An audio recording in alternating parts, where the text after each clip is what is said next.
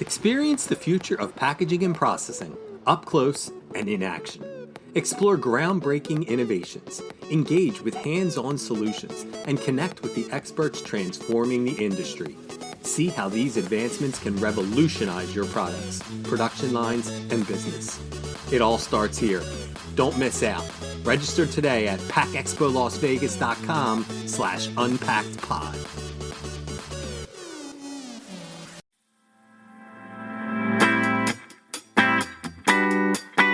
You're listening to Unpacked with PMMI, where we share the latest packaging and processing industry insights, research, and innovations to help you advance your business. Hi, and welcome to part 6, the final part of our special 6-part sustainability series of Unpacked with Packaging World editors Anne-Marie Mohan and Matt Reynolds. As always, I'm your host, Sean Riley, and today the three of us take a deep dive into bioplastics. Matt and Anne-Marie cover sustainability and packaging materials daily for leading packaging publication Packaging World. In my opinion, bioplastics seem like they would be the holy grail of sustainable packaging. A packaging material that comes from renewable resources that don't harm the planet and then don't leave any refuse behind? Sign me up. Anne-Marie and Matt explain, however, that while bioplastics can indeed be renewable, there are issues companies face around making the material affordable enough for retailers and consumers to buy in. They discuss where we are currently with bioplastic and what lies ahead in the near future. So let's jump right in. So with all the fancy introductions out of the way, welcome back to the podcast, Matt Reynolds and Anne-Marie Mohan. Matt, welcome. Thanks for having me. Anne-Marie, welcome. It's a pleasure to be here. Pleasure's always mine. Today we're here to talk about bioplastics. And bioplastics, first of all, as I say it out loud, sounds like an oxymoron? Oxymoron, bioplastic. Anyway, they were going to be the silver bullet that was going to solve every problem.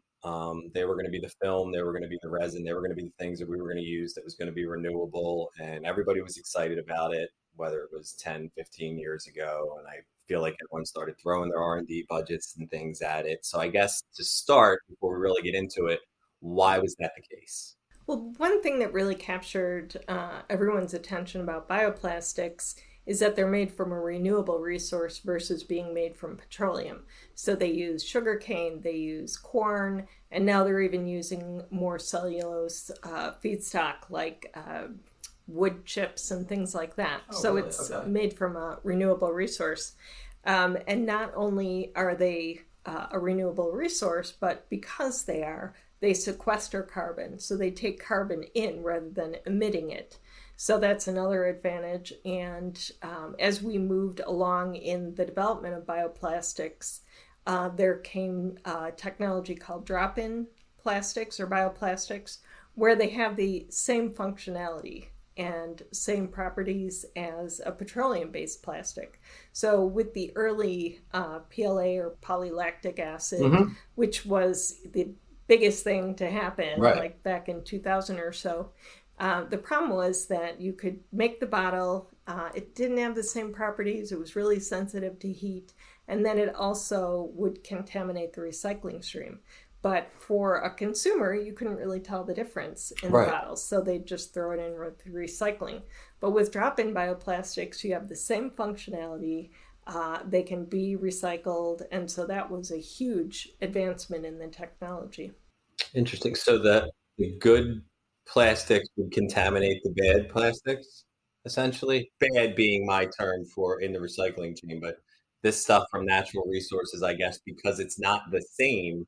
Interesting. I wouldn't have thought of it that way. I guess I just figured it would fizzle out once it got into the recycling chain. Yeah, functionally it's the same, but as soon as it gets to the MRF, then that's where trouble occurs. Right. The MRFs, there's a lot of trouble at the MRF, and we've understood that as we've done a series of these podcasts. All right, so this stuff is awesome. Why isn't it everywhere? Why are we not seeing it on every shelf? Why isn't it? Well, I mean, one thing that's changed since you mentioned early 2000s is, plastics in general have just really taken a perception beating.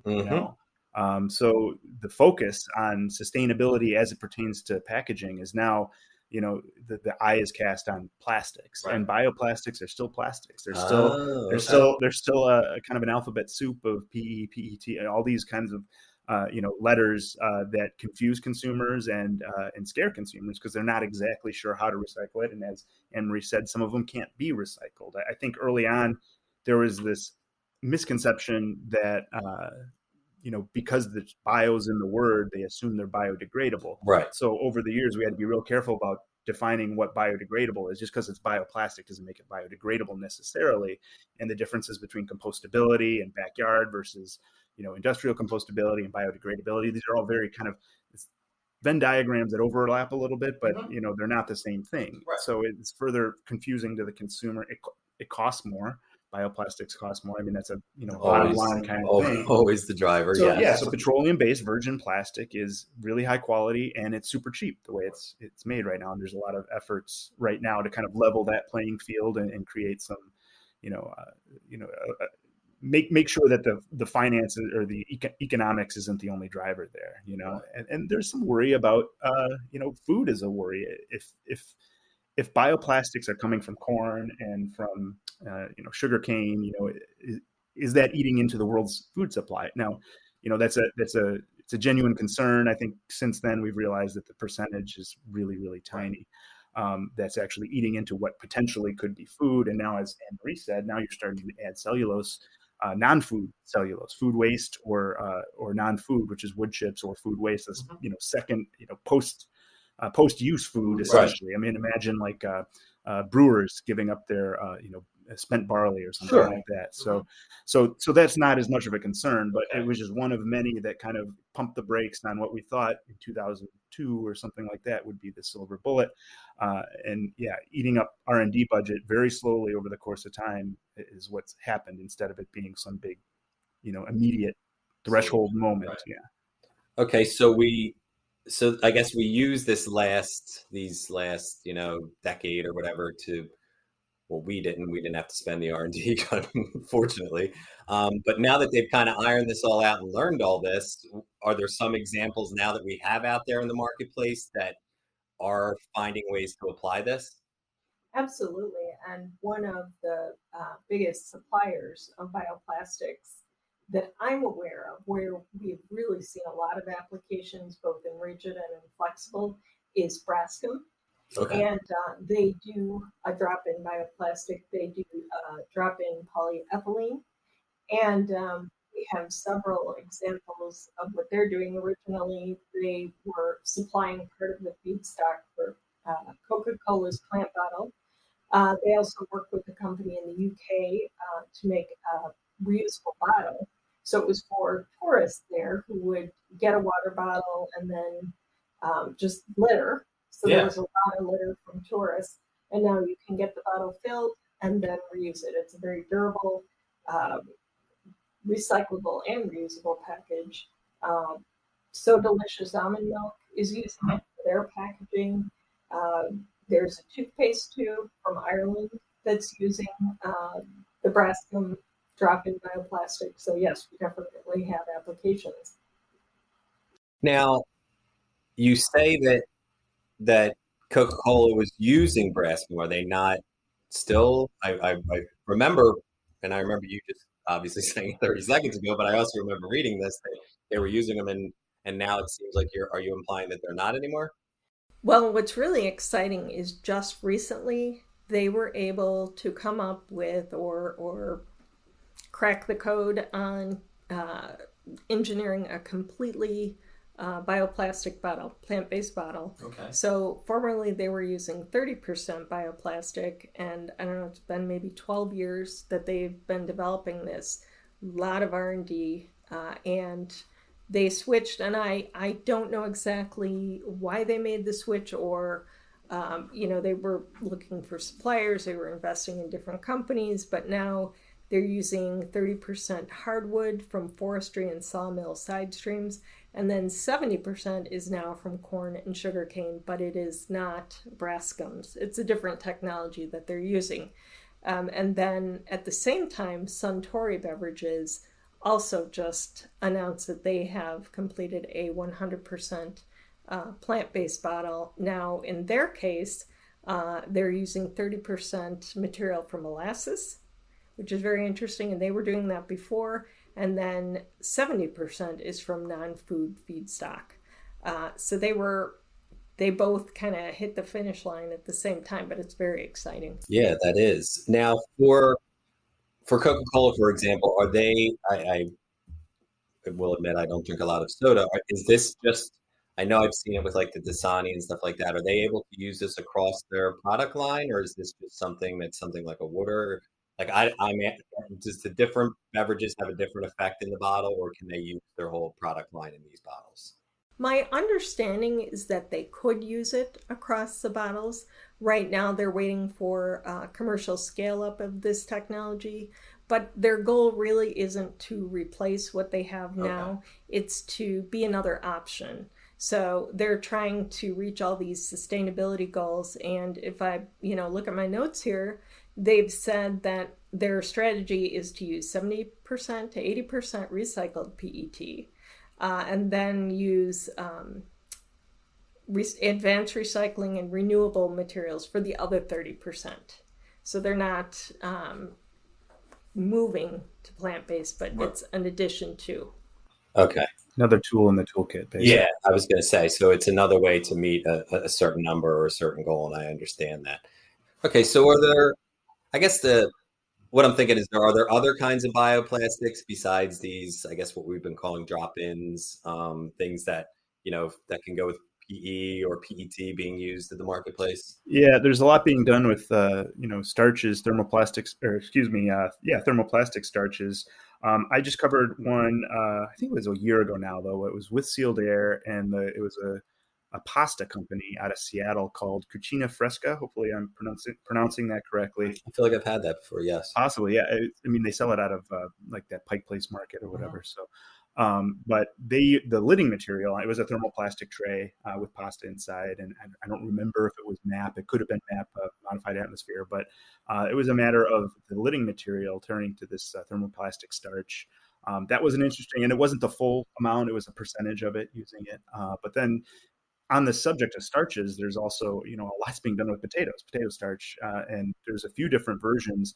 One of them is Wada potato that uses resins. It's a biologic with the logic with a Q from New Plastic with a Q. Sorry, I had to look at my notes for that. I know, there's some reason. And that's 20 to 30% of the pack itself. The pouch is from that TPS, or a potato-based starch. So, and then also Alexia potatoes from Land Watson are using a potato-based starch in the pouch. So the interesting thing there is you've got potatoes in the pack, yeah, right, and the pouch is made from potatoes in a sense, or at least a portion of it. So there's some circularity there. I was going to say that seems very circular, having potatoes in potatoes. So I guess, are there, to kind of put a button on this discussion with bioplastics, are there others out there that we haven't touched on? Because so far, I had no idea about the potatoes. I didn't know about the wood and the cellulose. So I'm learning, at least somebody out there is definitely learning along with me. So are there other ones out there that would be noteworthy that we should get out? Well, I mentioned that one of the early misconceptions is that all bioplastics were, biodegradable, right, by nature, mm-hmm, and they're not. But as Anne-Marie knows, that at least one or two of them are. So I think one of them was... Yes, there's a really exciting new technology that has been in development for quite a few years. And it's called PHA. The resin is called PHA, and I can't tell you. I know what it stands for, but I can't say polyhydroalkanoate. Yes. And it's made from a naturally occurring organism, which is one step beyond what we've been seeing. And what's really noteworthy about it is that it is marine biodegradable.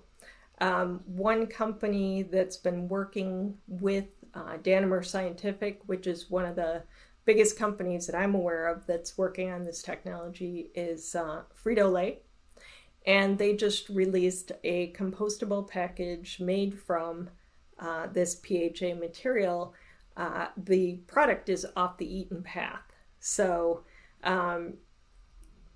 some people may remember that years ago, PepsiCo was really ahead of its time in creating compostable snack bags. Mm-hmm. But the problem at the time was that it was too loud. So they fixed that.